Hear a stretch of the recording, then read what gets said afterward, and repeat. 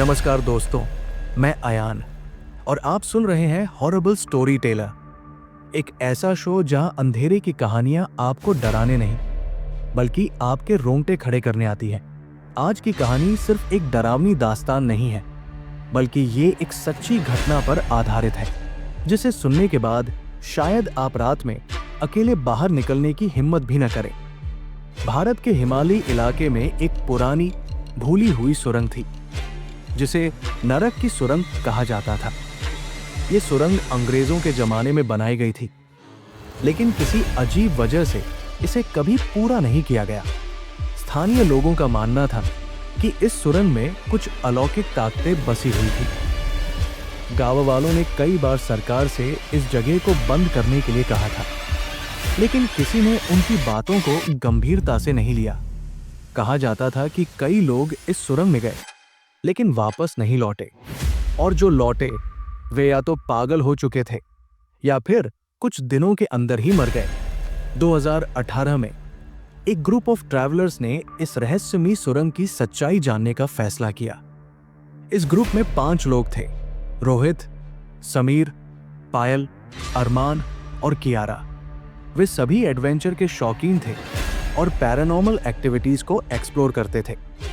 रात के 11 बजे वे गांव से कुछ किलोमीटर दूर स्थित सुरंग की ओर निकले।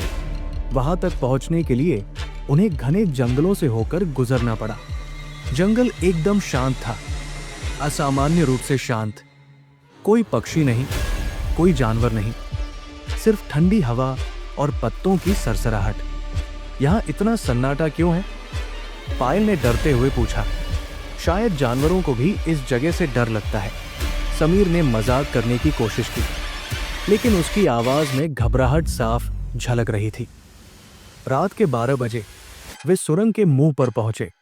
जैसे ही उन्होंने टॉर्च चलाकर अंदर झांका, उन्हें महसूस हुआ कि सुरंग के अंदर ठंड असहनीय रूप से बढ़ गई थी। ये नॉर्मल ठंड नहीं है, रोहित ने अपने हाथ रगड़ते हुए कहा। दीवारों पर काले रंग के धब्बे थे, शायद सीलन के निशान। लेकिन जब कियारा ने गौर से देखा तो वो खून जैसा लगा। मुझे नहीं लगता कि हमें अंदर जाना चाहिए, पायल ने कहा, लेकिन बाकी सब एक्साइटेड थे। वे लोग पैरानॉर्मल एक्टिविटीज के दीवाने थे और यहां आकर वापस जाना उनकी आदत में नहीं था। वे अंदर चले गए। जैसे ही वे कुछ मीटर आगे बढ़े, अचानक उनकी टॉर्चें फ्लिकर करने लगी। शायद बैटरी लो हो रही है, अरमान ने कहा, लेकिन पायल की टॉर्च अभी भी ठीक से जल रही थी। फिर सुरंग में हल्की हल्की फुसफुसाहट गूंजने लगी। क्या तुमने सुना? समीर रुका। हाँ, जैसे कोई बोल रहा हो, लेकिन हमें समझ नहीं आ रहा, रोहित ने धीरे से कहा। आवाजें धीरे धीरे तेज होने लगी। हमें अकेला छोड़ दो, तुम यहां नहीं आ सकते। पायल अचानक जमीन पर गिर पड़ी। उसकी आंखें चौड़ी हो गई थी और वो कांप रही थी।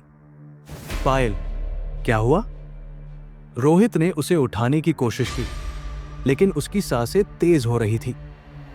पायल ने इशारा किया कि वो कुछ देख सकती है, लेकिन बोल नहीं पा रही। फिर उसने धीरे से कान में फुसफुसाया, वे हमें देख रहे हैं। वे यहीं।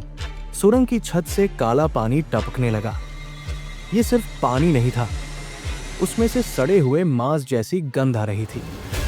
अरमान ने अपनी टॉर्च ऊपर की तो दीवारों से निकलते लंबे काले हाथ दिखे, जो उन्हें पकड़ने की कोशिश कर रहे थे। वे सब चिल्लाए और वापस भागने लगे, लेकिन जैसे जैसे वे भागते गए, सुरंग लंबी होती चली गई। हम बाहर जाने की कोशिश कर रहे हैं, लेकिन रास्ता खत्म नहीं हो रहा। कियारा रोने लगी।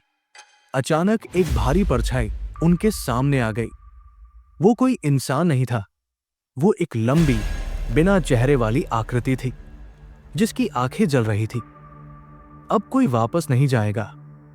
वो आकृति हवा में तैर रही थी और धीरे धीरे उनकी ओर बढ़ रही थी।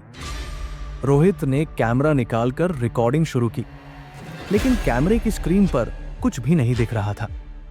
समीर ने जोर से चिल्लाते हुए सबको वापस भागने के लिए कहा। वे सुरंग के बाहर जाने के लिए दौड़ने लगे, लेकिन अजीब बात यह थी जबकि रास्ता लंबा होता जा रहा था। अचानक पायल का शरीर हवा में उठा और वो अंधेरे में गायब हो गई। पायल, कियारा चीख पड़ी।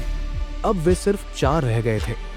रोहित, अरमान, समीर और कियारा ने अपनी पूरी ताकत से भागना शुरू किया। जैसे ही वे सुरंग के आखिरी हिस्से में पहुंचे, एक अदृश्य ताकत ने अरमान को खींच लिया। अगले दिन जब उन्होंने गांव के लोगों को यह सब बताया तो सब सन्न रह गए। बेटा, वो सुरंग तो 50 साल पहले ही बंद कर दी गई थी। वहां कोई रास्ता नहीं जाता। रात को जब रोहित ने अपना कैमरा चेक किया तो उसमें पायल और अरमान थे ही नहीं, जैसे वे कभी वहां गए ही नहीं थे।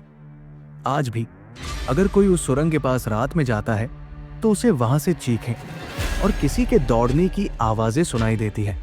लेकिन अगर कोई बहुत ज्यादा अंदर चला जाए तो वो कभी वापस नहीं आता। अगर आपको ये कहानी पसंद आई तो सब्सक्राइब करें और बेल आइकन दबाएं ताकि आप कोई भी डरावनी कहानी मिस न करें।